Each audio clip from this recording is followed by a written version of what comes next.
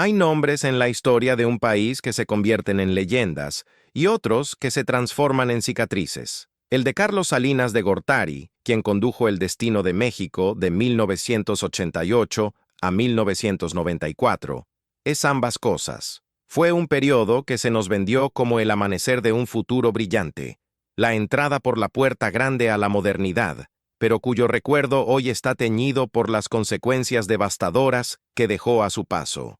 Su presidencia fue un torbellino marcado por la sombra de asesinatos políticos, por acusaciones persistentes de vínculos con el narcotráfico y por un colapso financiero que arrojó a millones de personas a la pobreza. Pero lo más curioso es que, incluso después de abandonar el poder, Salinas nunca desapareció realmente. Continuó siendo una figura silenciosa, casi espectral, pero absolutamente central en los laberintos del poder mexicano, operando desde la comodidad de su exilio, moviendo hilos desde las sombras. Hoy, a sus 77 años, esa figura ha decidido romper su silencio. ¿Estamos ante el momento en que un hombre se enfrenta a sus fantasmas y admite sus crímenes? ¿O es este un intento fríamente calculado por el maestro de la imagen para blanquear su propio legado? Vamos a desentrañarlo. La llegada de Carlos Salinas de Gortari a la silla presidencial se dio tras una de las jornadas electorales más polémicas y dolorosas en la memoria de México. Los eventos que definieron aquellos comicios de 1988 y de manera muy particular la tristemente célebre caída del sistema, se convirtieron en el epítome del fraude electoral y cimentaron una profunda desconfianza institucional que perdura hasta nuestros días. Para entender la magnitud de aquello, hay que recordar el contexto. Desde su fundación allá por 1929, el Partido Revolucionario Institucional, el PRI, había ejercido un dominio casi absoluto sobre la política mexicana, ganando cada elección presidencial sin enfrentar jamás una competencia que pusiera en riesgo su poder. Pero hacia el final de la década de los 80, el ambiente político empezaba a crujir. En 1982, el presidente Miguel de la Madrid había tomado las riendas en medio de una crisis económica asfixiante y una insatisfacción ciudadana que crecía como una bola de nieve. Para 1987, ese malestar había permeado incluso las filas del propio PRI.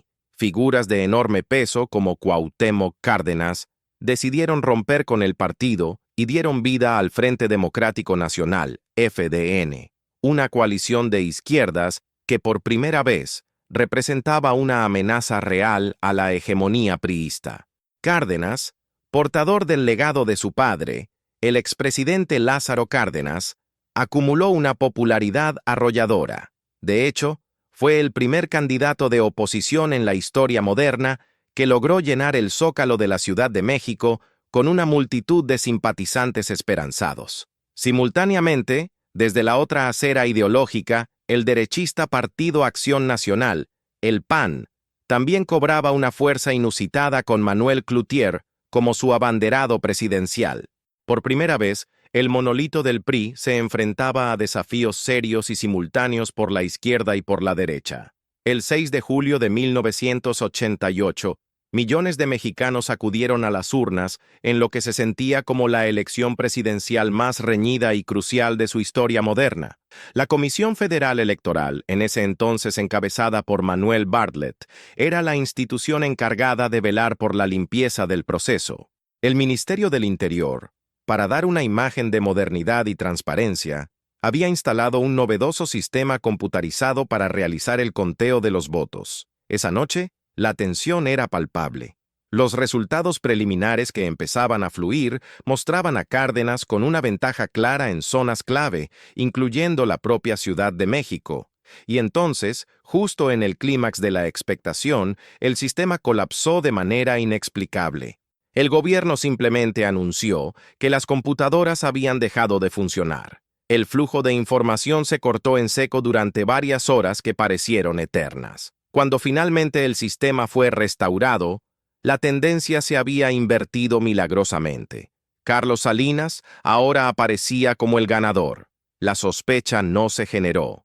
Explotó en el acto. Fue instantánea. visceral, y una frase, de apariencia técnica e inocente, se despojó de su significado literal para convertirse en un estigma. Se cayó el sistema, dejó de ser una explicación para ser una confesión.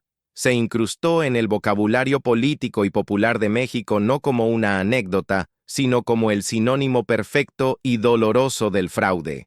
Como bien apuntó el historiador Enrique Krause, ni en sus peores pesadillas, los señores del PRI habían imaginado lo que les sucedería en esa fecha. La ciudadanía tuvo la convicción de que el colapso fue una farsa orquestada para manipular los resultados a favor de Salinas. Después de ese conteo turbio, la confianza pública se hizo añicos. Los resultados oficiales finalmente le otorgaron a Salinas una victoria apretada, con el 50.36% de los votos. A Cárdenas se le adjudicó un 31.12% y a Cloutier un 17.07%. Los críticos no tardaron en señalar que estas cifras simplemente no cuadraban con los conteos iniciales que se habían reportado antes del misterioso apagón. La controversia alcanzó un nivel de cinismo absoluto cuando el Congreso mexicano, con el apoyo conjunto del PRI y, sorprendentemente, del PAN, votó a favor de destruir todas las boletas electorales sin abrirlas ni recontarlas. Piensen en lo que eso significa. Esa acción eliminó la única evidencia física que podría haber confirmado o desmentido las acusaciones de fraude. Aunque algunos analistas sostienen que Salinas podría haber ganado de todos modos con una pluralidad, muchísimos otros están convencidos de que la elección fue robada. La ley mexicana no requería una mayoría absoluta para ganar, pero la legitimidad misma del proceso quedó herida de muerte. Años más tarde, en 2004, el expresidente Miguel de la Madrid publicaría su autobiografía, donde deslizó que el PRI pudo no haber ganado legítimamente en 1988. Afirmó textualmente que los primeros resultados en zonas cercanas a la capital mostraban que el señor Salinas estaba perdiendo fuertemente frente al opositor Cuauhtémoc Cárdenas. Pero fue durante una entrevista televisiva, en septiembre de 2005, cuando de la Madrid fue todavía más lejos al declarar: el PRI perdió las elecciones del 88, o al menos perdió un número importante de votantes. Estas declaraciones fueron, para muchos, la admisión tácita del fraude que todos sospechaban. Sin embargo, las interpretaciones de sus palabras son diversas. Defensores de la Madrid, como el periodista Carlos Loret de Mola, sugirieron que sus palabras fueron sacadas de contexto o que estaban influenciadas por su avanzada edad. Manuel Bartlett, el hombre a cargo del conteo en 1988, siempre ha sostenido que Salinas ganó, si bien con un margen históricamente bajo, y ha calificado los comentarios de la Madrid como poco fiables. La elección de 1988 dejó una marca imborrable en la cultura política de México. Para incontables ciudadanos, ese fue el día en que perdieron la fe en el voto. Como resumió un observador de la época, para el ciudadano común no fue la red de cómputo la que colapsó, fue el sistema político mexicano en su totalidad. Uno de los escándalos más sonados y oscuros de su presidencia fue el manejo de un fondo gubernamental secreto, una partida de varios millones de dólares conocida como el presupuesto negro. Se suponía que este fondo era administrado directamente por su hermano, Raúl Salinas de Gortari. Este dinero operaba en la opacidad total, sin rendición de cuentas alguna, y según las acusaciones, se utilizó para el enriquecimiento desmedido de la familia Salinas y para financiar todo tipo de operaciones ilícitas.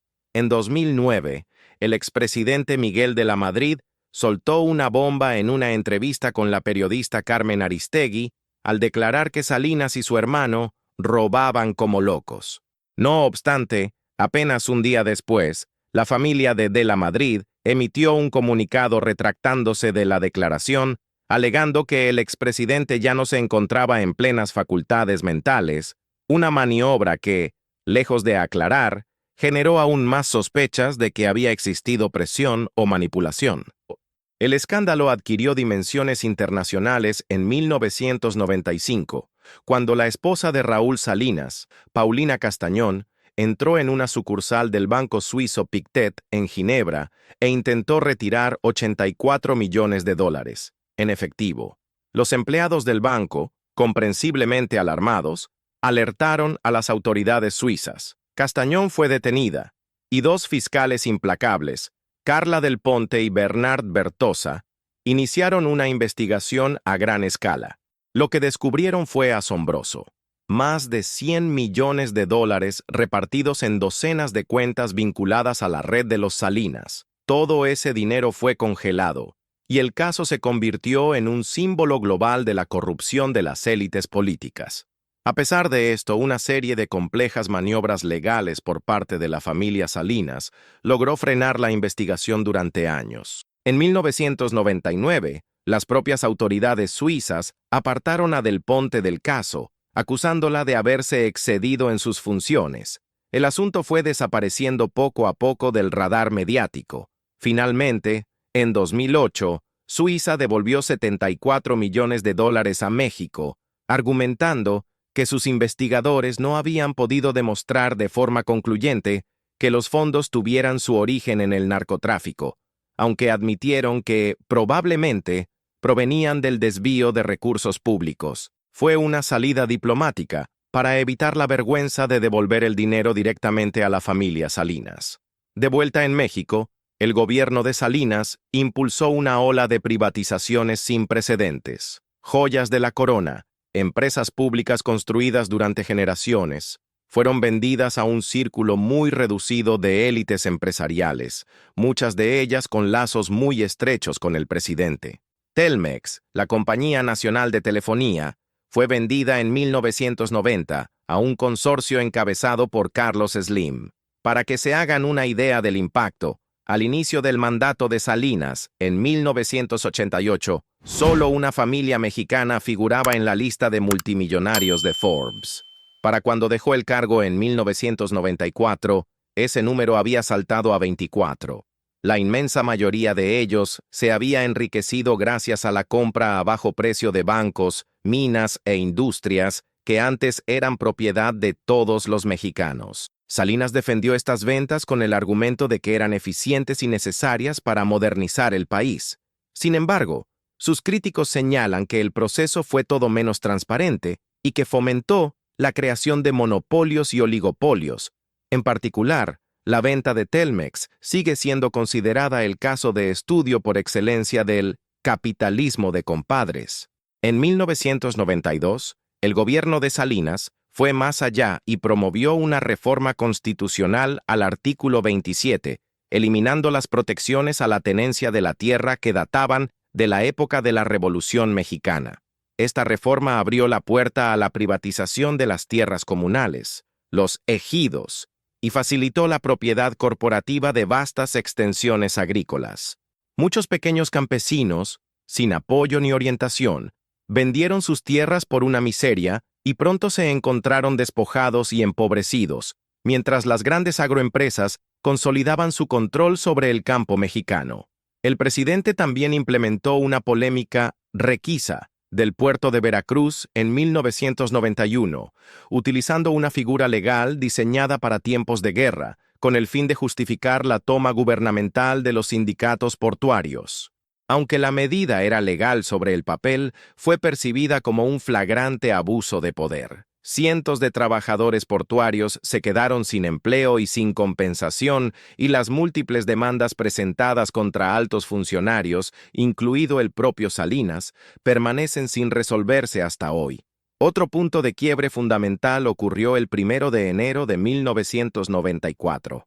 Justo el día en que entraba en vigor el Tratado de Libre Comercio de América del Norte, TLCAN, su gran proyecto modernizador, el Ejército Zapatista de Liberación Nacional, EZLN, se levantó en armas en el estado de Chiapas. La rebelión no pudo ser más simbólica, subrayando el brutal contraste entre el discurso oficial de progreso y la pobreza y exclusión extremas que se vivían en el México rural. Las demandas del EZLN por tierra, justicia y derechos indígenas expusieron ante el mundo los fracasos del proyecto neoliberal que Salinas promovía con tanto ahínco. Ese mismo año, El 23 de marzo de 1994, el país fue sacudido hasta sus cimientos por el asesinato del candidato presidencial del PRI, Luis Donaldo Colosio. Apenas unas semanas antes, Colosio había pronunciado un discurso que sonó a ruptura, una crítica feroz a la élite política declarando: «Veo un México con hambre y sed de justicia, de hombres y mujeres afligidos por la arrogancia de las oficinas de gobierno». Su asesinato es una herida que sigue abierta, atribuido oficialmente a un asesino solitario, un hombre llamado Mario Aburto.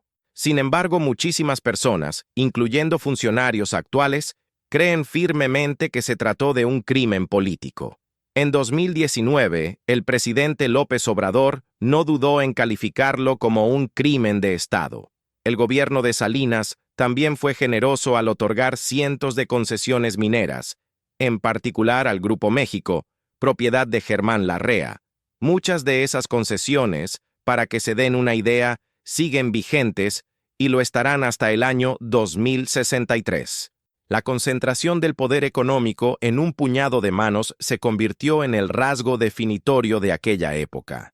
El presidente López Obrador ha calificado repetidamente a Salinas como el padrino del neoliberalismo en México y como el jefe de la mafia del poder. En 2022, AMLO declaró sin tapujos: «Si me preguntan cuál ha sido el gobierno más corrupto de la historia reciente, digo sin titubeos, el de Salinas de Gortari». Señaló la creación artificial de una nueva clase multimillonaria, la manipulación de los medios de comunicación, la cooptación de intelectuales y la transferencia masiva de la riqueza nacional a un pequeño grupo de élites. En retrospectiva, la presidencia de Salinas es percibida hoy menos como un proyecto reformista genuino y más como un modelo de corrupción sistémica perfectamente engrasado. Carlos Salinas de Gortari dejó la presidencia en 1994, envuelto en una densa nube de crisis, escándalo y traición. Después de gobernar México de 1988 a 1994 y de haber implementado profundas y controvertidas reformas neoliberales, su último año en el poder fue testigo del colapso de todo su legado, un legado que había construido con tanto esmero. La violencia política, el desastre económico y un resentimiento social que no paraba de crecer culminaron en su dramática caída en desgracia y en el posterior exilio que él mismo se impuso. A medida que se acercaban las elecciones de 1994, Salinas, como era costumbre en todos los presidentes bajo el viejo sistema del PRI, tenía el poder de elegir de facto a su sucesor. El 28 de noviembre de 1993, nombró a Luis Donaldo Colosio, quien era entonces su secretario de Desarrollo Social y un aliado que se consideraba leal, como el candidato presidencial del PRI. Esta elección interna generó fuertes tensiones dentro de la élite gobernante, especialmente con Manuel Camacho Solís, quien se sintió excluido y que más tarde fue designado como comisionado para las negociaciones de paz con los zapatistas tras el levantamiento armado en Chiapas. El 1 de enero de 1994, la irrupción zapatista dañó gravemente la imagen de Salinas, tanto a nivel nacional como internacional. La rebelión coincidió, como ya hemos dicho, con la entrada en vigor del TLCAN y expuso las profundas heridas de pobreza y desigualdad en México, problemas que, paradójicamente, se habían agravado con sus propias políticas de reforma agraria y privatización. Luego, el 23 de marzo de 1994, el magnicidio. Colosio fue asesinado durante un acto de campaña en Tijuana. El crimen conmocionó a la nación entera y pulverizó los planes de Salinas para una transición política estable y controlada. Con el tiempo en contra antes de las elecciones, Salinas tuvo que elegir a toda prisa a Ernesto Zedillo, quien era el jefe de campaña de Colosio y exsecretario de Educación, como el nuevo candidato del PRI. Zedillo era un tecnócrata sin base política ni carisma, y muchos creyeron que Salinas lo eligió precisamente por eso, porque sería una figura fácil de controlar desde las sombras. Zedillo ganó la elección del 21 de agosto de 1994 por un amplio margen, pero apenas unas semanas después de tomar posesión, México se precipitó hacia una gravísima crisis económica.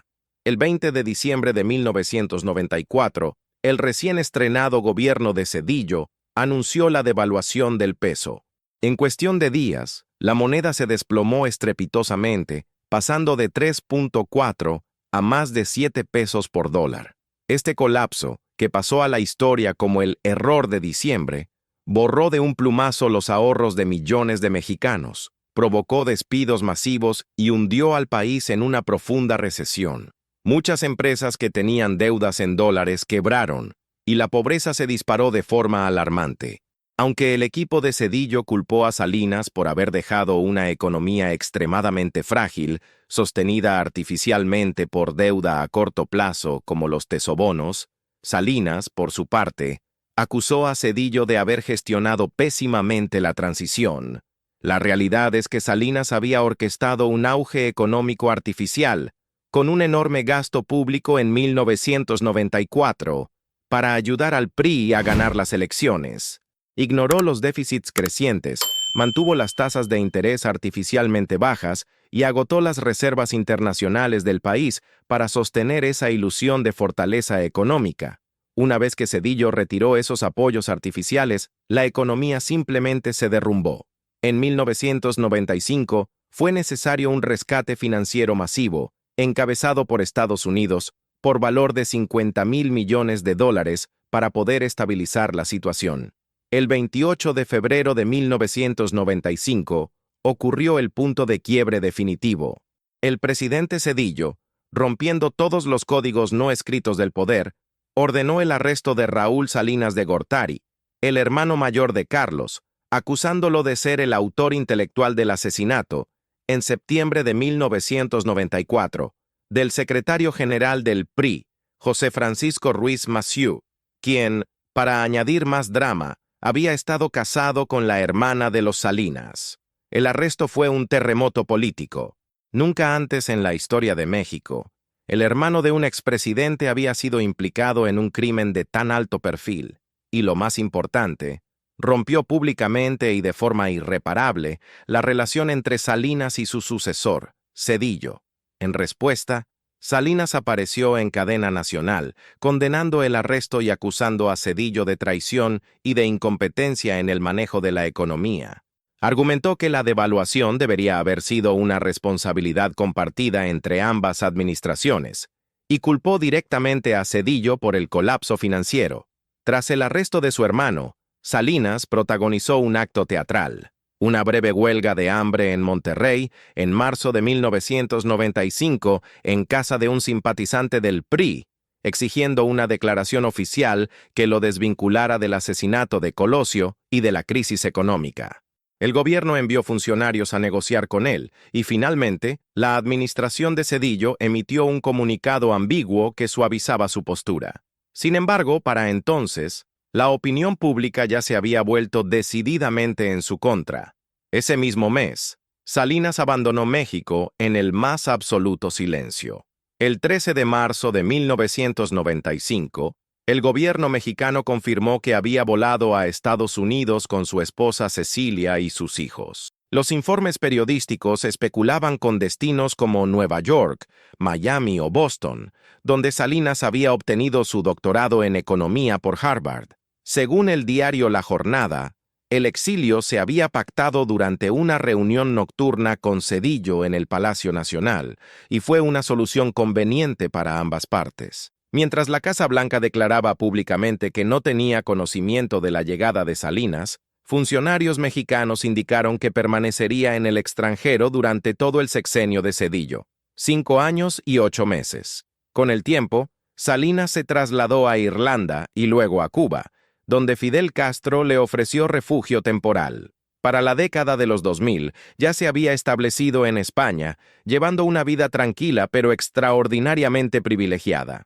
A pesar de su ausencia formal de la escena política mexicana, Carlos Salinas mantuvo un contacto constante con diversas facciones del Partido Revolucionario Institucional. Fue acusado con frecuencia, aunque nunca llegó a ser procesado formalmente, de influir en decisiones políticas clave y en nombramientos importantes durante los sexenios de Vicente Fox, Felipe Calderón y, especialmente, Enrique Peña Nieto. Ocupó un puesto como asesor ejecutivo en Dow Jones and Company, la empresa editora del prestigioso The Wall Street Journal, lo que le permitió mantener una conexión directa con el mundo de los negocios y las finanzas internacionales. En 2010, se informó de que todavía residía en Dublín, aunque viajaba con discreción y regresaba a México con frecuencia para asistir a eventos privados. En 2018, Salinas celebró su 75º cumpleaños con una fiesta privada a la que asistieron destacadísimas figuras políticas, lo que dejó en evidencia su acceso continuo y sin filtros a la élite del país. Ese mismo año, asistió al funeral del expresidente estadounidense George H. W. Bush, demostrando una vez más su profunda integración en los círculos políticos globales. A finales de la década de 2010, el apellido Salinas volvió a estar bajo el escrutinio público, esta vez no directamente por él, sino a través de su hijo, Emiliano Salinas. Emiliano fue implicado en el escandaloso caso de NXIVM, una secta con sede en Estados Unidos que estuvo involucrada en tráfico sexual, crimen organizado y coacción bajo el liderazgo de su fundador, Keith Raniere. Aunque Emiliano negó haber cometido cualquier delito, fue acusado de ayudar a la organización a presionar a empresarios mexicanos y a silenciar a sus críticos. El escándalo manchó aún más la reputación de la familia Salinas, reforzando en el imaginario público la percepción de una dinastía vinculada al poder, la manipulación y el abuso. En 2024, al concluir el mandato del presidente Andrés Manuel López Obrador, ocurrió un hecho curioso: la reaparición casi simultánea de los expresidentes asociados con la era neoliberal, Ernesto Zedillo, Enrique Peña Nieto y el propio Carlos Salinas de Gortari. Salinas participó en el podcast La Invención de América del Norte, donde criticó la eliminación de las pensiones presidenciales y se describió a sí mismo como desempleado. Sus declaraciones, como era de esperar, generaron una gran atención nacional. La presidenta Claudia Sheinbaum, recién electa y alineada con el proyecto de la Cuarta Transformación de AMLO, desestimó públicamente sus quejas. Con un sarcasmo afilado, señaló que él podría solicitar el programa de pensión para adultos mayores si decidía regresar a vivir al país. También subrayó que Salinas continúa dividiendo su tiempo entre España y el Reino Unido, un recordatorio sutil de la distancia privilegiada que el expresidente mantiene con respecto a la realidad de los mexicanos comunes y corrientes. A pesar de todos los escándalos, el nombre de Salinas sigue apareciendo constantemente en análisis políticos y en discusiones de alto nivel entre bastidores. Muchos analistas sostienen que su influencia, especialmente durante los gobiernos de Calderón y Peña Nieto, fue mucho más allá de las sombras. Antiguos aliados suyos han regresado a puestos de poder, y muchas de las redes afiliadas al PRI todavía trazan su origen a las estructuras que fueron creadas durante el salinismo. En el discurso público, a Salinas se le llama frecuentemente el innombrable, un símbolo de la corrupción y la impunidad más arraigadas. Los críticos afirman que Salinas diseñó la arquitectura moderna de la manipulación política en México, a través del control mediático, las privatizaciones selectivas y las negociaciones en la oscuridad. ¿Debería Salinas enfrentar consecuencias legales por la devastadora crisis de 1994 o por los asesinatos no resueltos de Colosio y Ruiz Massieu? ¿Por qué tantos expresidentes mexicanos, incluidos Salinas, continúan viviendo cómodamente en el extranjero? ¿Es Salinas solo un símbolo de un pasado oscuro o sigue siendo una parte activa del problema actual? Cuéntanos en los comentarios qué pregunta sin respuesta sobre esta historia te sigue atormentando. Si quieres más investigaciones valientes sobre el poder, la corrupción y los nombres que nunca quieren que pronuncies, dale like, suscríbete y activa la campanita.